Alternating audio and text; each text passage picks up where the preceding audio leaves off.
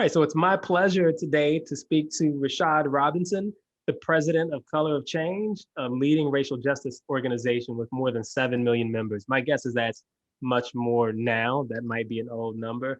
Rashad, thanks for coming on the show. Really appreciate it. Thanks for having me. It's good to be with you. Yeah, can you tell us a little bit about Color of Change? Let us know about what the organization does, what it stands for, maybe what the membership is right now. Yeah. We were founded in the aftermath of a flood about 15 years ago, which was Hurricane Katrina. And I talk about Katrina as our founding because I think it both animates sort of how we got here, but also our theory of change. And so Katrina was a flood that was caused by bad decision makers that turned into a life-altering disaster by bad decision makers. And that's really important because it wasn't just an accident. um, it wasn't just a natural disaster. Katrina illustrated, though, a lot of things that people already knew: geographic segregation, generational poverty, the impacts of what we've done to our planet, and so many other sort of systems that are supposed to engage and take care of and protect us, and the ways in which structural racism undergirds all of those things. But at the heart of Katrina, no one was nervous about disappointing Black people. Government, corporations, and media. When institutions are not nervous about disappointing your community, it doesn't matter sometimes what research report you have that illustrates all the facts and figures. It doesn't even matter what you do in the courts if you don't have the power and the ability to implement those decisions. And so you need people power and narrative change.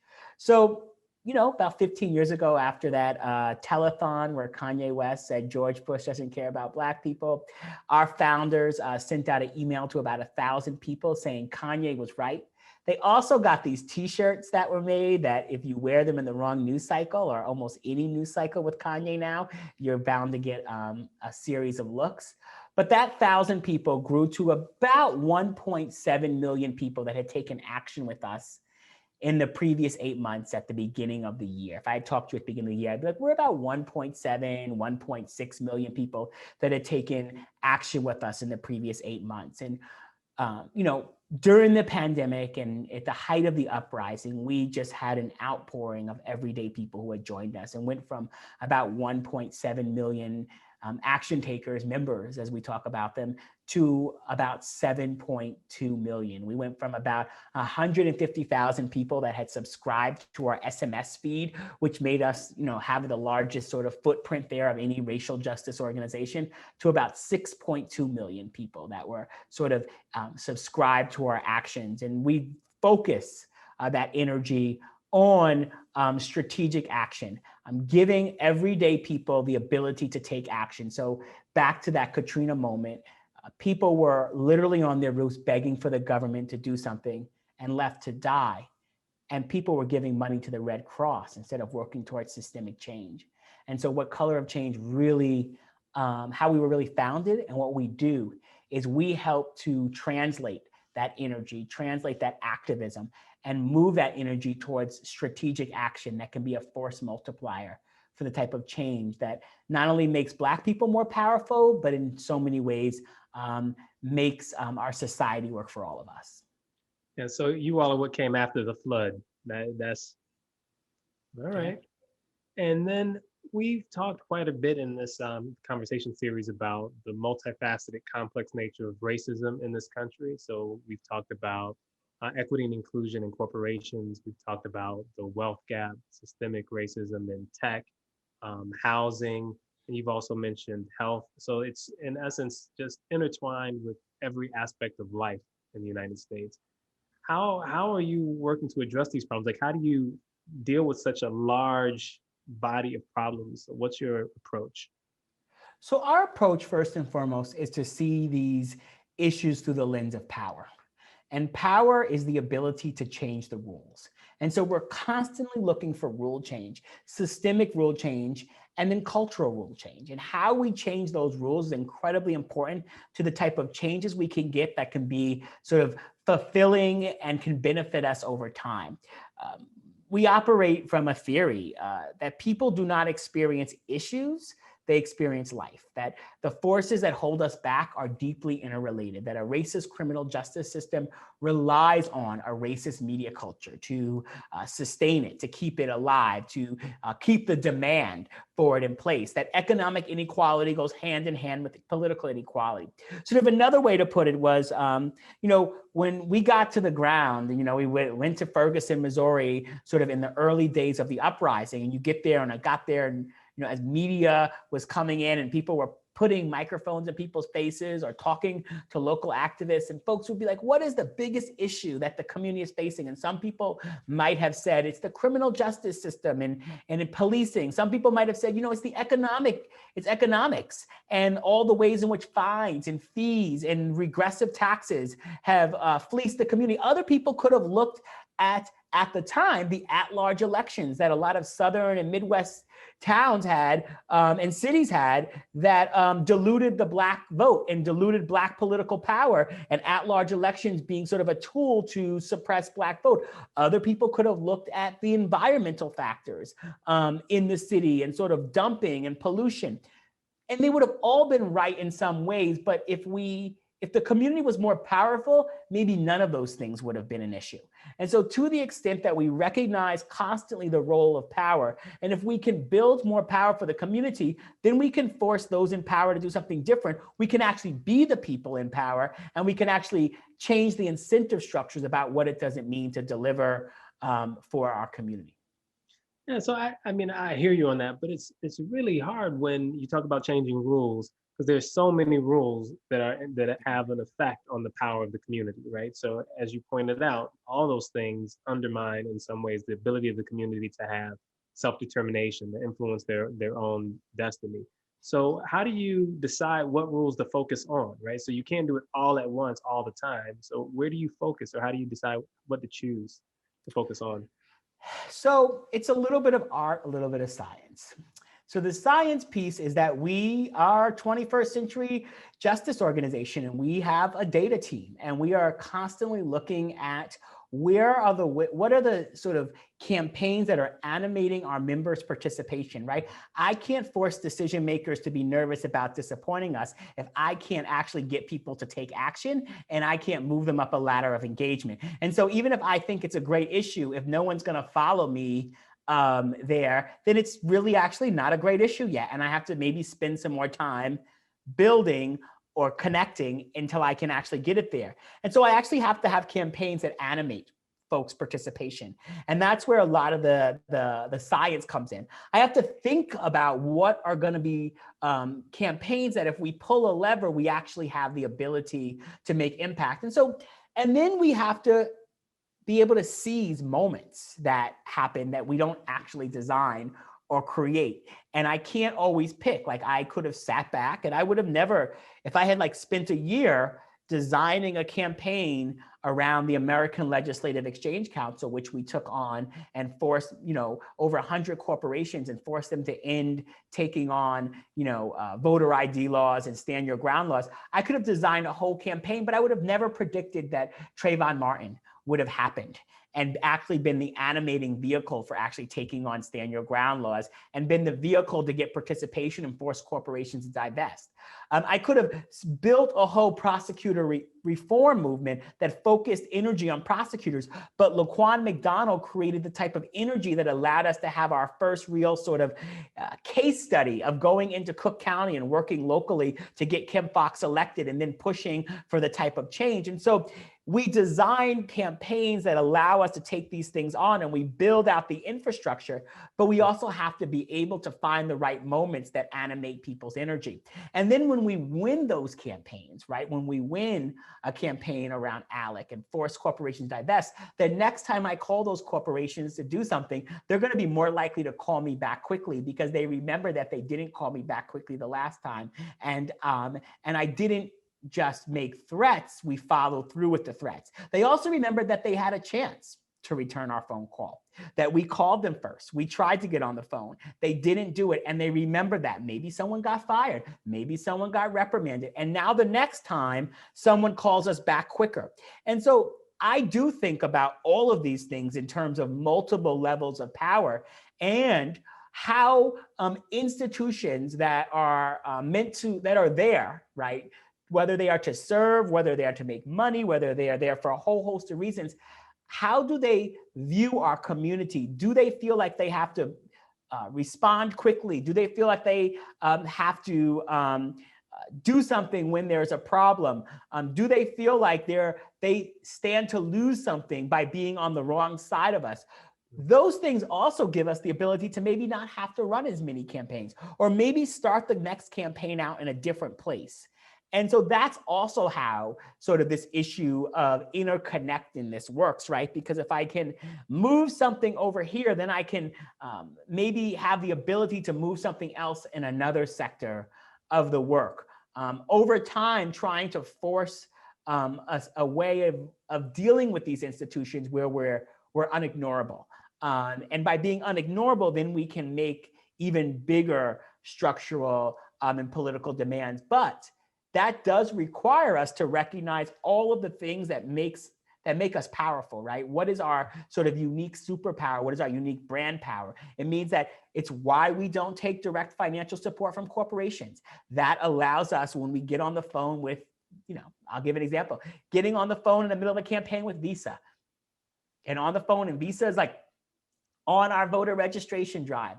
And they're like, oh, we support voter registration. I'm like, well, that's really great. I'm so glad you support voter registration. Well, we could find a way to partner. Well, I'm like, you know what? The best way for us to partner is for you to do the thing that I'm on the phone with asking for right now. There's no amount of money that you're going to give me right now that's going to make me go away from this other thing. So let's get back to that. And quite frankly, that is part of sort of how we also operate, and how we also build power, and how we also think about what does it mean to change the rules. If there's a new set of rules for how a corporation has to respond to us, if they know that $100,000 check doesn't get us to go away, but may actually make us more annoyed, then it changes the sort of relationship in terms of what we're asking for and what change actually looks like. Yeah, and I mean that's interesting. I like that approach, the way you're engaging with them from a position of here's who we are, here's how we work, right? And then forcing them to respond to that, as opposed to asking them for resources to do what you need to get done. So it makes me think though about the balance between laying the groundwork, right? So being prepared for something to happen, and then responding nimbly when something unexpected happens. It's kind of weird because it's not really unexpected. This is an unfortunate reality of the U.S., but Trayvon Martin, Ahmaud Arbery, Breonna Taylor, these things aren't really unexpected. It's just you don't know when they're going to happen, right? Mm-hmm. And so how do you maintain that sense that we're focusing here, but when something like that happens, we can pivot and drive that, drive change in that area quickly? How do you think about balancing that, doing that constant work and responding nimbly to what's happening in the moment? That's the importance of long-term infrastructure and building infrastructure that can actually expand and contract when needed and take on these issues. So we've really, in the era of social media, digital engagement, where everything can feel like whack-a-mole, that carnival, that game at the carnival where something pops up, you hit it down, something else pops up and you hit it down, and you feel like you've never done anything at the end. We've built up this strategy of respond, build, pivot, and scale. So respond to moments that are happening in the world, because we have to. Sandra Bland is found hanging in a Waller County jail cell after a traffic stop that went viral. We know that police interaction led to her, not walking out of that jail cell, of her being killed, from everything that we know inside that jail cell. And she was given a $5,000 bail. Like a lot of folks in Waller County, Black folks were given these high bails. Her family was trying to get together the money over that weekend, and she never left. I can't start the thing with Sandra Bland off by saying, hey, y'all, this is really about bail reform. I have to start off with justice for Sandra. But if I just leave people with justice for Sandra and I don't move people towards the systemic thing, then I'm actually not making good on what it could mean for Sandra's life and death could be an opening for structural change. if I start there, though, I'm making demands that people are not really quite emotionally ready for. And I'm also not addressing what people actually want in that moment as a way in which to respond to and deal with not just Sandra, but all the ways in which Sandra could have been so many of them or so many of their family members. And so this respond, build, pivot both allows us to sort of recognize in these moments that are big that we're responding, and then we're building energy. But because we're working long-term as well, we're not just rapid response, we're working long-term on bail reform, we're working long-term on prosecutor reform, we're working long-term on a whole list of corporate accountability measures, we're working long-term on voting rights. You can respond to these moments and then still direct that energy. And that allows us over time to build that muscle where we're focusing it, while also really recognizing the narrative and messaging that we're trying to underlay to move us towards structural change, so that we're not leaving people at sort of the passive voice of Black people having to fix ourselves, or systems working to fix Black people and Black families, where it's always about charity. But we are actually focusing on the more active voice of structural change, how systems need to be changed, right? It's not that like Black women are less likely to get jobs in senior level jobs in corporate America. It's that corporate America excludes Black women from senior level jobs. On one hand, we just get financial literacy. On one hand, we just get mentorship programs. We get pipeline programs. We get these programs that allow the corporation to not have to deal with misogyny and racism and all the other ways in which their sort of structures have never created a space for Black women to succeed. And on the other hand, and so part of how we also have to underlay it is when we take these big moments, whether it was when we were at 1.7 million or now at 7.2 million, recognizing that our members are also communication vehicles. They are narrative infrastructure to reach more people. If we don't have a 24-hour news station, if we don't have a network of radio stations saying what we want them to say, we also have to think about our members and our members' voices and trying to overlay the type of narrative, the type of stories, the type of education that allows for them to translate those out in the world, which allows us to then move deeper and deeper, as these issues continue. Yeah, and that raises two questions for me. One, who do you think your audience is? Like, who when your narrative structure, right? You're telling the story to someone, right? So I'm curious who that is in your mind, who's the primary audience. Then I'm going to also ask, I'm curious about your answer to that. And then I also want to ask about how you create that story and how do you distribute it. And you talk about your people you work with, people in your community, your network. Yeah. But let me just start with, who are you trying to talk to? Who are you trying to change? So a couple of people so it all depends on the campaign. Every campaign is different. Sometimes I may have just an audience of one with the campaign, and we have identified that we need to create enough of a threat to get people to do something. So I'm going to go back. I'm going to tell you two quick stories to like really animate how we think about this. So back in 2016, we are heading towards the 2016 election. We're out of the primaries and into the general, and we are trying to get Hillary Clinton to give back private prison money.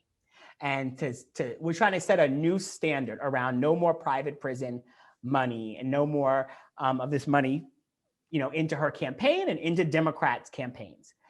And, we wrote an email and we went back and forth with the campaign. They were clearly slow walking us. And we knew that we needed to actually create a sense of urgency. So we sent the Clinton campaign 2 emails. One had, and if you ever get our emails, you'll see that they always have a graphic, a picture on them. One had a really smiling Hillary face, like a headshot that she would use. And the email talked about how she had given back the private prison money. She responded. She had the most advanced criminal justice platform of any Democratic nominee. And she was giving back this money and not going to take it. And this was a good sign and yada, yada, yada. She responded to calls from the community. The other was an angry Hillary, a Hillary Clinton picture that she probably wouldn't use as a headshot, with, each email included a lot of footnotes, but really detailed how she had this platform about criminal justice, but was taking money from the very people that were lobbying on the other side. How could we trust this? Yada, yada, yada. We sent both emails to the Clinton campaign. And we said, we will send out one of these emails at the end of the week. You pick which one. And they picked the smiling Hillary Clinton picture. They gave back the money. We were able to announce it together. But in that, my audience was the target. And we are very often trying to weave in things into those messages that will like get the target out their seat. Sometimes we are weaving in things that get the employees out their seat. A lot of what we've done around Facebook, a lot of what we do with a lot of corporations is actually speaking. Yes, we're sending it out to our members, but we are trying to speak in some ways. And sometimes we're even pairing these campaigns with geo-targeted ads, where we run geo-targeted ads at the corporation so that the employees, particularly Black employees, young employees, women, LGBT, folks who sort of track that they might care about sort of the issues we're raising, will care and speak out. So in different places, we're thinking about different things because it is about spurring action. We are trying to make justice real, not justice rhetoric. And so to the extent that it's not just about getting our story out, it's about getting our story in. And by getting our story in, that means I have to get people to act. I have to get people to respond. I have to get people to do something. So far more often, people will get the email before I send it out publicly. And then the campaign that I actually send out publicly might be a little different than the email I've shared with the corporation privately, because now I have to pivot to a more public conversation. But in each of these situations, it's like, how do we maximize that? We've created whole videos. Once upon a time, years ago, we created a whole campaign when Pepsi was still sponsoring ALEC. Pepsi owns Aunt Jemima. We created a whole campaign around them trying to stop Aunt Jemima from voting. And we were like, this could be a billboard. And Pepsi decided that ALEC was not a place they wanted to engage. My goal was not to run that ad, right? I would have been dealing with a lot of mess with running that. And I don't know how it would have responded. But Pepsi didn't know. And Pepsi, in the potential of me running that ad, because we may have had to. The other trick with all these campaigns is, you guys can't see me, but I'm 5'3". And so I learned from my dad very early on that you don't go out making threats that you're not willing to actually cash, because someone might call you on it. So we are also very conscious that we don't make threats, we don't make demands, we don't say we're going to do something that we're not actually able to do. If we say we're going to mobilize our members, and we say we're going to have our folks move, and then we get called on it, we have to be ready to do it. And so that's why also we don't have conversations or make demands unless we've built up the energy to actually deliver. Mm-hmm. And how do you, especially right now with all the social media, how do you keep control of your message, right? So there is now there's a lot of, I would call it idea jujitsu, right? You're out there trying to do social justice. They turn you into someone who's trying to shut down conversation as opposed to trying to have more dialogue around issues, right? That's a big part of what's going on right now. How do you engage productively in this environment where there's so much noise? The social media, you all are clearly trying to take advantage of this, but you're, compared to some of the people you're fighting, you're small relative to some of the people you're going up against. How do you manage that in this day and age? Yeah, I will say that we like being David in the David and Goliath struggle. It's a more aspirational place to be because we feel like we have more tools at our disposal. When you have a public target, right, they're trying to oftentimes shrink the conversation, make the conversation one-on-one. As David, we're trying to expand the conversation. We're trying to bring more people in, trying to open it more up, create more visibility to the conversation. That's a dynamic that's sort of easier to engage. It provides more tools. But yeah, I mean, we're in information overload. I think the thing that is important about infrastructure is that we are not having, and there are other platforms. Let me give you an example, like change.org, for instance. Change.org is anyone can go on that platform and put up a petition. And you can put up a petition and it doesn't matter. And they're all different petitions and nothing is a through line. And so it is very much whack-a-mole. So change.org is sort of to organizing what a one night stand is to love, right? It's like, you're having a lot of engagements, but it's not building anything. And like, it's not that like, you may not have some fun with a one night stand, like with a single petition, but you're not actually gonna like make anything long-term and meaningful. And so the thing that's different about what we're trying to do at Color of Change and the way we use technology and tools is that at the end of the day, we are trying to build power and we are doing organizing work. And so, years ago when I was a very young organizer and doing education organizing, I was a youth organizer in DC in my early 20s, and I got to know the late Julian Bond. And he told me this story. Julian Bond, for folks who don't know, is was a very well-known leader of the Student Nonviolent Coordinating Committee, also known as SNCC. Later in his life, he was chairman of the NAACP and a professor and a lot of other things in the world and a mentor to so many. But he told me this story about how SNCC installed something called the Watts line in their Shore University office. And this has stayed with me forever. And Watts was the precursor to the 1-800 number. Basically, Watts allowed people to call operator to operator, because at the time, to bypass the operators, basically, because at the time, when you called long distance, you got transferred operator to operator. And in the South, a lot of the operators were largely controlled by the White Citizens Council, the KKK, and information would be intercepted, right?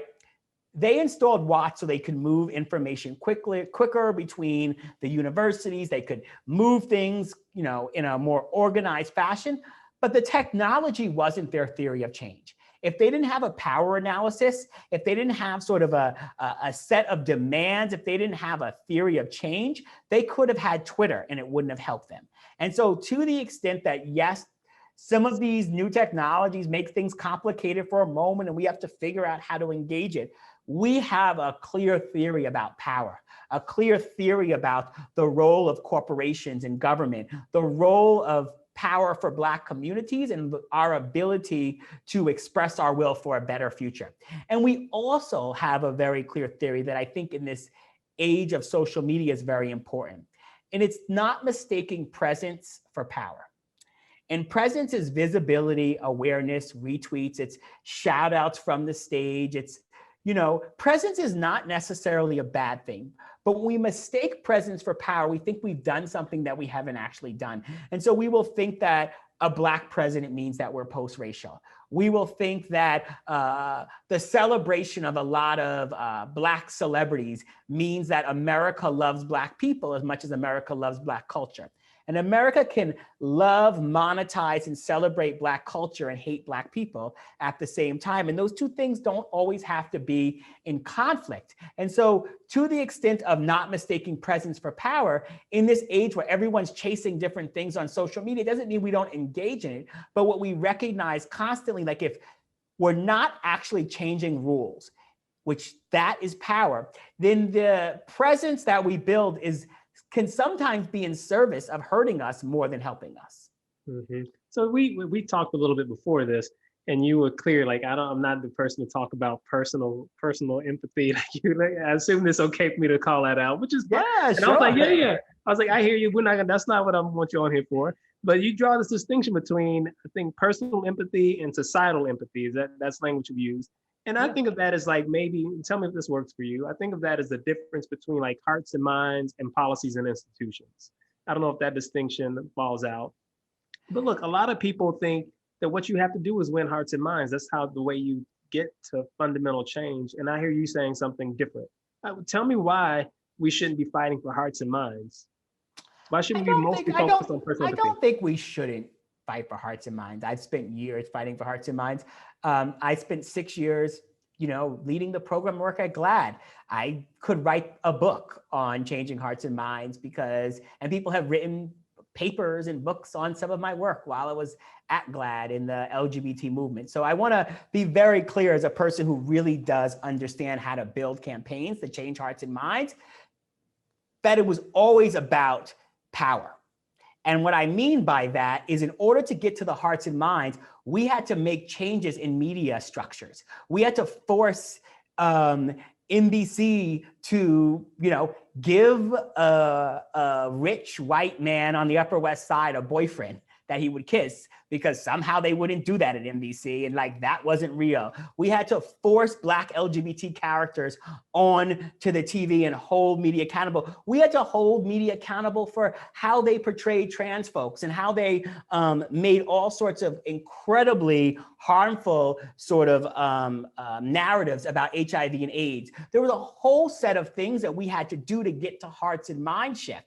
And sometimes when people think about hearts and mind shift, they take about the power, right? They think that we can just change hearts and minds without holding anyone accountable, right? Like, people had to lose their jobs in order for us to get to hearts and mind shift. New people had to get jobs in order for to get to hearts and mind shift, right? Like, there had to be a whole lot of campaigns and tilling of the soil to have a place where media outlets are chasing after a Lena Waithe to produce a bunch of different things. That is a changing of power and a changing of rules, both written rules and unwritten rules. Written rules in terms of what will be greenlit, all sorts of transparency in terms of who gets overall deals. And that's what I mean, is I think that sometimes folks think it all about that someone just became a better person. And then all of a sudden they made a different thing, because then that allows us to believe that, because then we end up in a world where racism exists, but there are no racists. Everyone is just working hard, but somehow the system just doesn't change. These sort of issues that impact communities are just here, but no one's really a racist. And the thing about, and that's what I mean about hearts and minds shift. So we have a very robust program in Hollywood, probably one of the most robust out of any social justice organization, have multiple staff that work out of Hollywood. We have a whole platform called changehollywood.org. We have a roadmap towards change of the industry that we've partnered with Michael B. Jordan on, and we're going to studios and industry. We worked with Norman Lear School at USC to do a whole study of the crime procedural shows on air. And now we're in the writer's room of about basically every crime procedural on air, working to shift and change.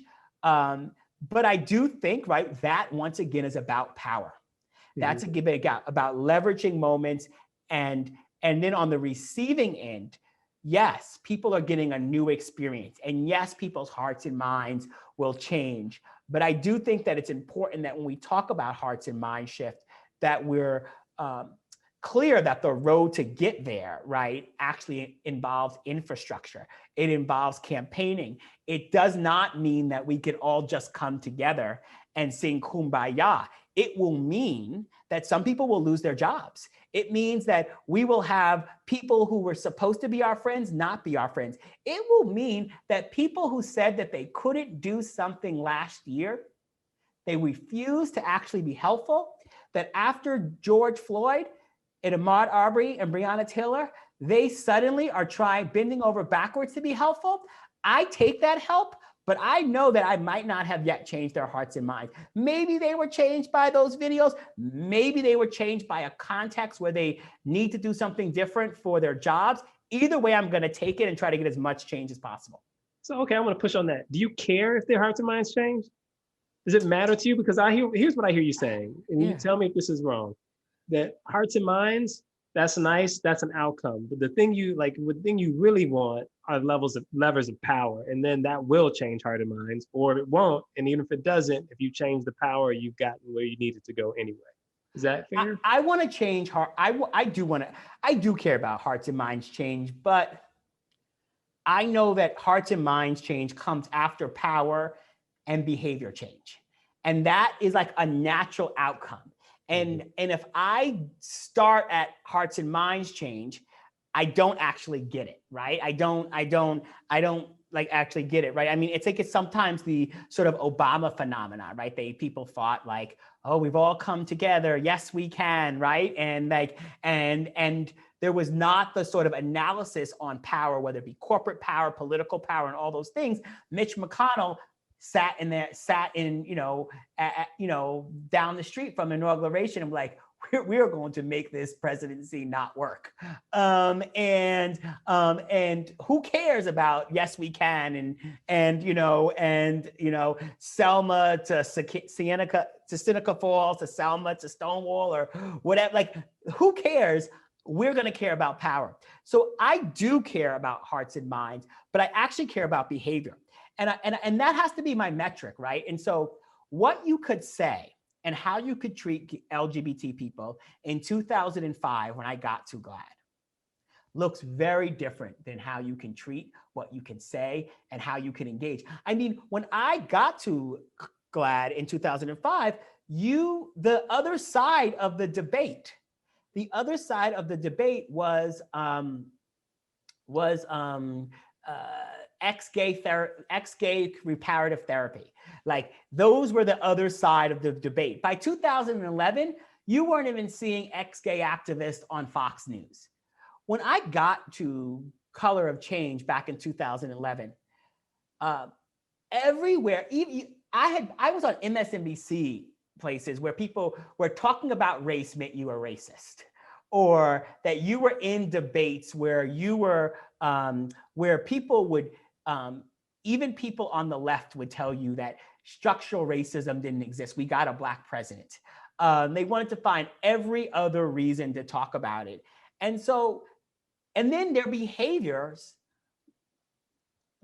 flowed from that. And so I actually care a lot more about behavior, and I care a lot more about power. And I believe that if we build power and we change behaviors, we actually create models for people to live and experience a different world, and as a result, have a new normal, and hearts and minds change as a result.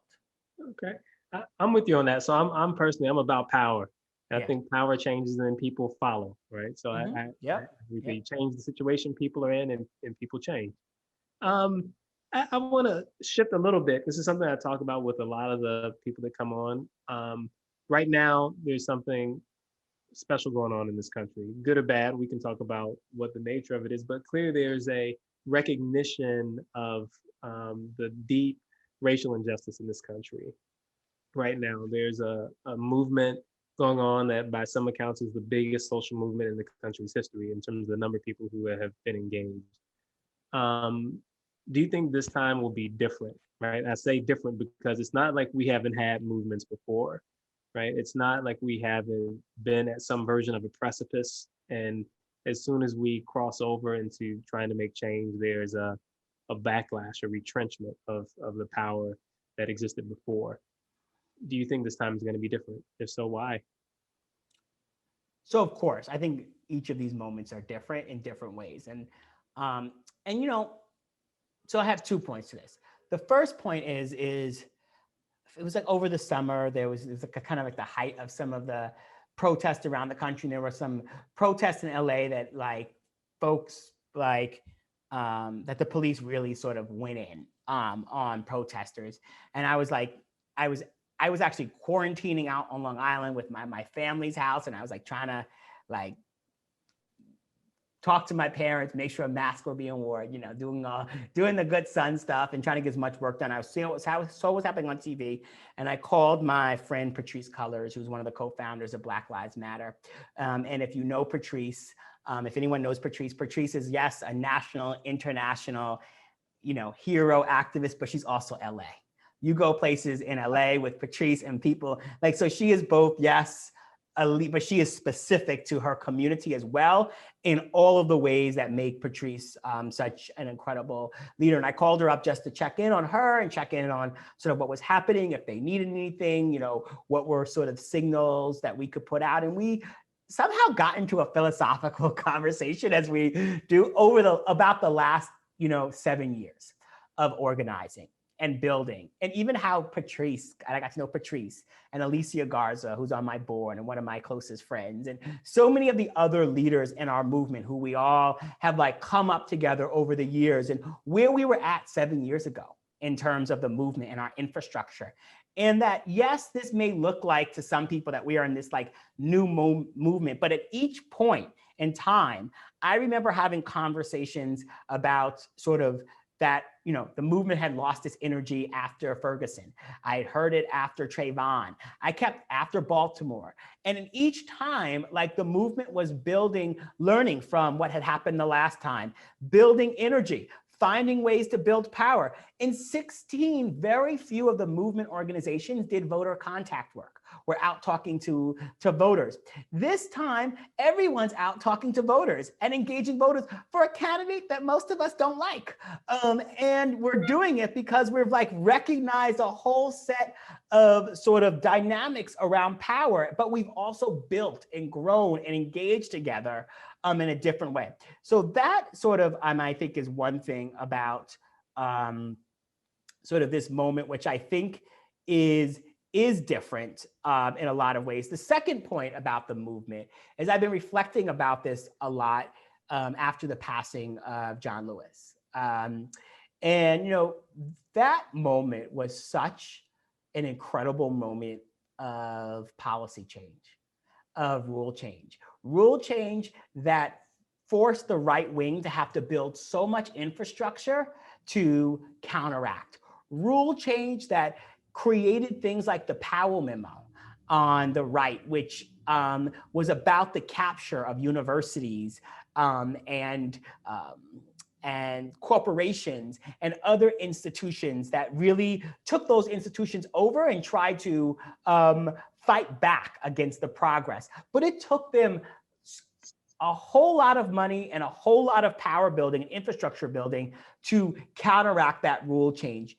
I don't know if we're in the same huge leap around rule change right now, although I do think, and I know this may sound, I may regret this depending on when people see this, but I do think that if Biden wins and our movement really focuses on accountability and power, we have the potential to win more in the next 4 years than we did in the previous 15, just because of how much the culture has shifted and how much the starting place is and how much we are in terms of a pandemic where so much can be done in relationship to the failures of the ways in which hypercapitalism, racial injustice, and all those things have hurt so many of us and people across race.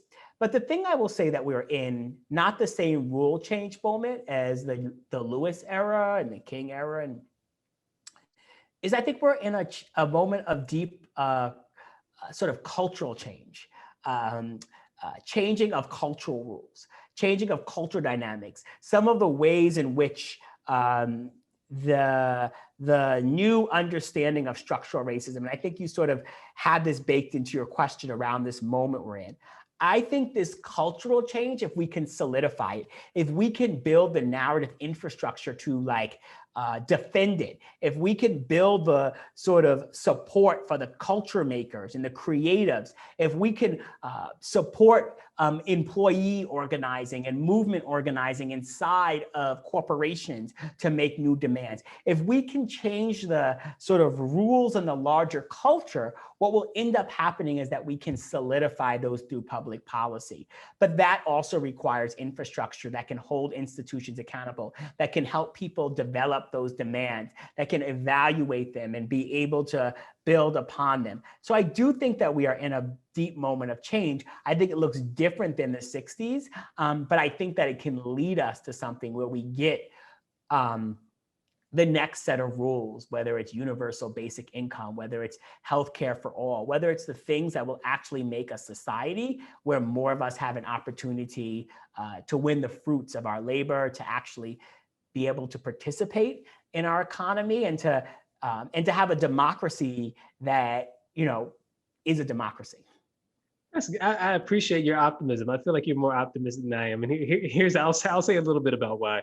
So you mentioned the 60s, which was obviously a deep moment of rule change in a way that we probably are not quite there yet. Yeah, We've not generated sure. that. But you also mentioned that there was also an incredible retrenchment that thwarted a lot of the benefits of those changes, right? So we've seen the wealth gap between Black and white families grow over the last, say, 10 years. We've seen the segregation education, even though it's not legal, is as deep as it was in the 60s and 70s by many accounts, right? So I guess I wonder, how do you prevent that kind of retrenchment, right? So you change the rules and then people find ways to subvert the change those rules are designed to produce. Like, how do you prevent that?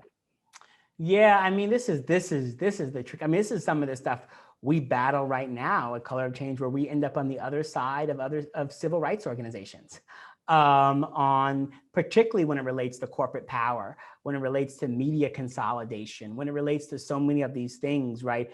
I grew up in the 80s on Eastern Long Island. My family, I'm the first in my family to go to college, but my parents were like Black in all of the ways in which like Ebony, Jet, and Essence came in the house. Jet once a week, Ebony, and we everyone read Jet magazine, right? Everyone read it, and we knew like the stuff. I was trained in this idea of like Black faces in high places, right? Like, they would celebrate the police chief, the first Black police chief of X city. For everything was like the first Black this, the first Black that, and this achievement of breaking barriers. And by breaking barriers and getting inside of racist structures or structures that had excluded us because of racism, we could like make these structures work for us, because there was this idea that the structures weren't bad, the structures weren't designed poorly, that they just didn't include us. And so there was this theory about diversity and inclusion as a silver bullet to actually advance the type of sort of change for Black people. And as you just said, the numbers do not lie. I mean, I think about from 1980 and on, from Reagan on, and you look at like home ownership, you look at all of these indicators, and you can absolutely see the ways in which we have more Black millionaires and billionaires than ever. And then all these other indicators have gone the other way. And you can recognize how, as my friend Dorian Warren says, a rainbow oligarchy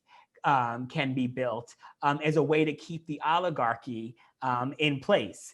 And so these are absolutely the traps of sort of where we're at. And I don't know yet the fundamentals and tools of how to navigate this. We are still learning and building, and I'm in like figuring out how, in a country where we have so many racial divisions, and now we're having deeper class divisions, even sometimes being animated in terms of some of the numbers that you're seeing of Black men in particular showing up for Donald Trump, we're seeing some like splintering of traditional coalitions, both around economic lines, where we previously just saw it around race lines. And I think this is going to be some of the work and the challenge of the future. I am optimistic. I'm optimistic because a couple of things. I'm optimistic because I think racial justice is such a clear and salient winner. And what I mean by that and is that, right, in the early days of the pandemic, the best that people on the left thought we could do in terms of getting people to show up and be activated was clapping out of our windows at 7 o'clock at night, or lifting up investigative journalism on our social media feeds and complaining about what was happening. And it was racial justice that actually got people out into the streets, that actually, I think in some ways, shifted the conversation around this moment, even around COVID, in ways that COVID itself didn't actually. In fact, the biggest protests around COVID were really the right-wing protests at the Capitals, but it was racial justice. And sometimes we talk about racial justice as fighting racism. And that is fighting racism. But I contend that racial justice is not simply the moral thing to do. It's not simply the thing you do so you don't get in, the crosshairs of the Black and brown people who are demanding racial justice. Racial justice is the clearest force multiplier for the type of change that we need to see in the world. So there will be people that say, when we get a true democracy, we'll get racial justice. And I always say racial justice is the only pathway to a true democracy, because the rules and norms that have been built that prevent us from having a true democracy need to be undone. And so racial justice as a force multiplier, racial justice as a vehicle, and I actually believe racial justice as a winner. And far too often, because of racism on the left, because of what we've been told about sort of how people engage around racism, we oftentimes bench our best player. And our best player is racial justice. And it's actually, if you think about all of the movements that have caught steam, at the heart of them, they've been at their best when they've been able to have a strong racial justice framework that has been able to drive them and drive them success. It's the racial justice movement that allow us to begin to change prosecutor offices. I believe that if we are going to get a new social compact around safety nets, that's at scale from where we had Social Security and other things, it is going to have to be racial justice movements that drive it, that fight for it, that bring people in, and it'll be racial justice that get people into the streets to win it. And so, that's why I'm optimistic, because I actually believe that we have a winning argument. I don't believe that it's a winning argument overnight. I also believe that we have a movement of leaders, a movement of institutions that have done things that people never believed that we could do. And I hope that we can stay in it long enough and stay focused long enough that we don't run into some of the same pitfalls of being accepted into institutions and thinking that by our mere presence, those institutions change. It doesn't mean that we don't get inside those institutions when we can, but we have to recognize those institutions in and of themselves will not change with our presence, because presence alone isn't power. Gotcha. And I'm happy you brought up the idea of racial justice as a winner, because I know that you've made the argument that a win for Black people, and I take that as broadly understood as a win for racial justice, is a win for everyone. And so help me make that argument to someone who sees it as a zero-sum situation, right? I'm a white guy. I see it's a win for racial justice. That looks like a loss for me. Why would I accept that as a win for everyone? Why am I going to believe this story you're selling me about this is a win for everyone? What does that look like for me? Well, look, our country is going back into another shutdown because of racial injustice, because of racism and our failure to actually make investments, to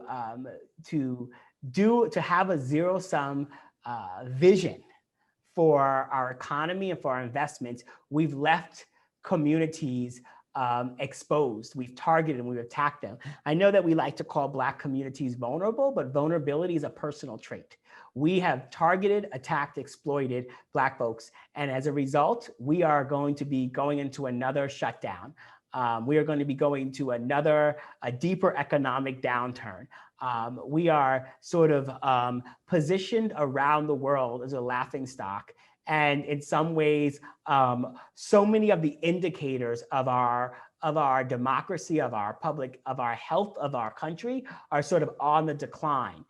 And so, I do know that sometimes people at the individual level think that they're winning in the short term, but I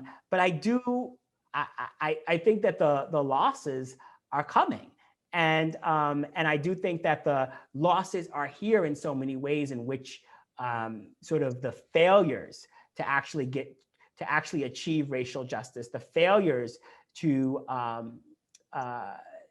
build and support infrastructure for everyone is going to be the detriment. And I think COVID is a perfect example. And if we don't think that like COVID, the upcoming sort of crisis with climate, and so many others are going to expose the way that inequality it doesn't just hurt those who have been targeted and exploited, but will really hurt everyone. That's coming. And yes, I think that racial justice, I think that Black people win, everyone wins. I also think that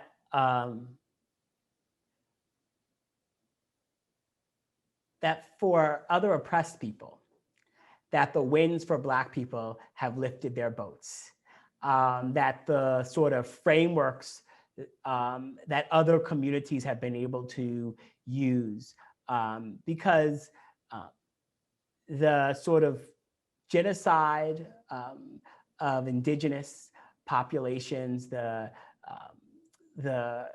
slavery and servitude and exploitation and murder of Black bodies in this country is sort of the foundational principles. But for an economy that was literally built on Black servitude, if we don't, when we undo those things and we create new systems, we create systems where we can get closer to more people having an opportunity to achieve.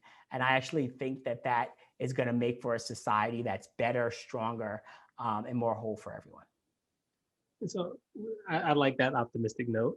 So, but we have our audience. There'll be a number of people watching and then listening to this after the election. And what would you have them do? So I think there are a lot of people who really are with you. They're like, they think they agree with you. They think you're right. It's hard, right? What do I as an individual do, right? So we have people who are business school students, people who are leaders in business, people who are just going about their day-to-day life in the community that will hear you. What would you have them do beyond the things that I think people are already understand? Donate, vote.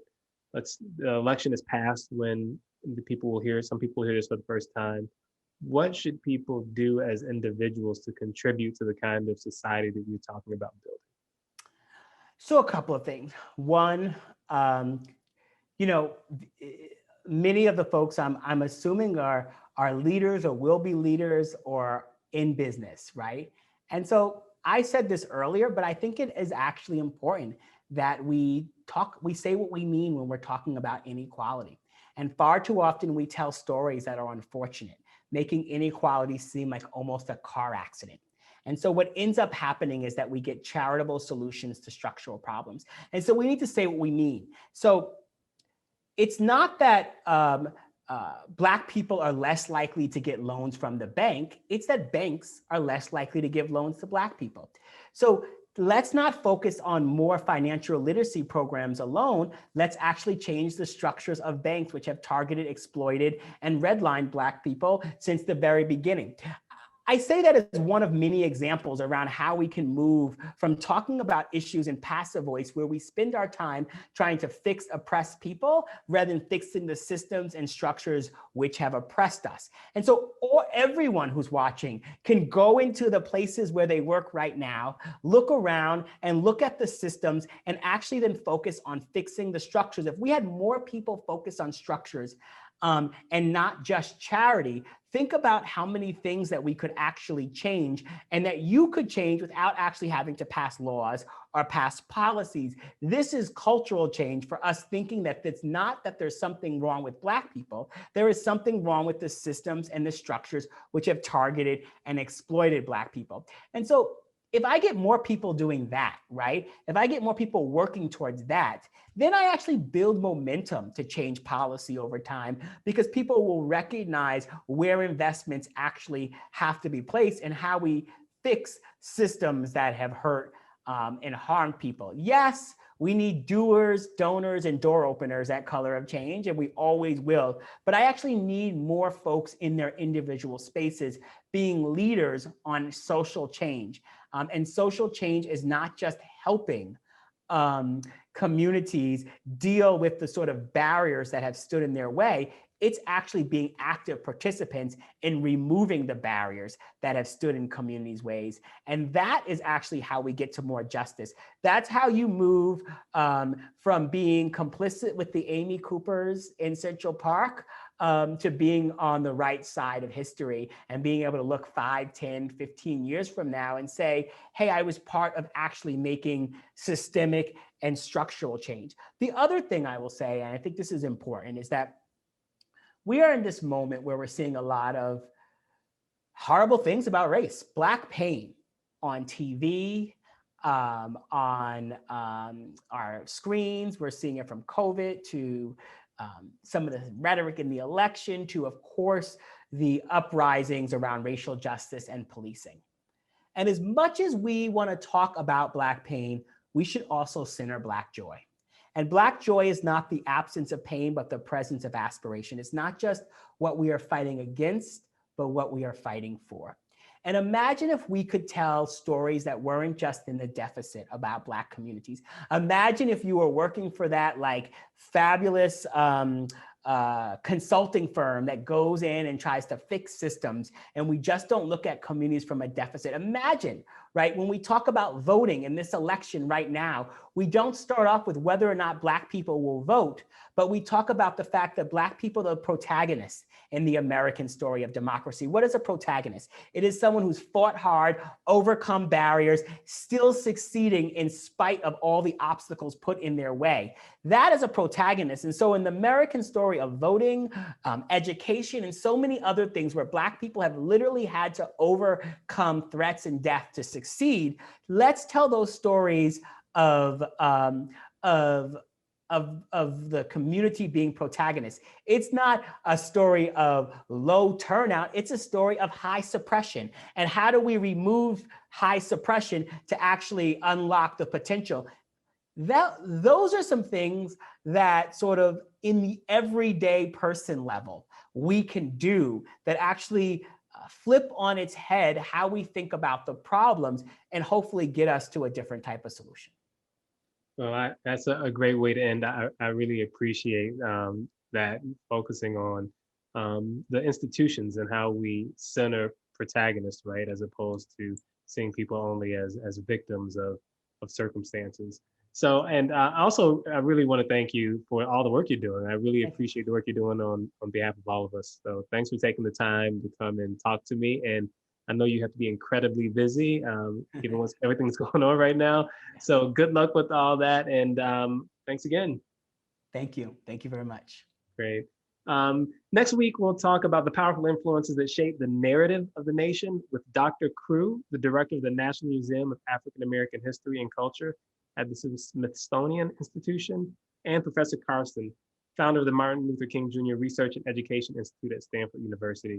If you like this program, share our podcast with your friends. You can find it anywhere you download podcasts. Thanks, everyone.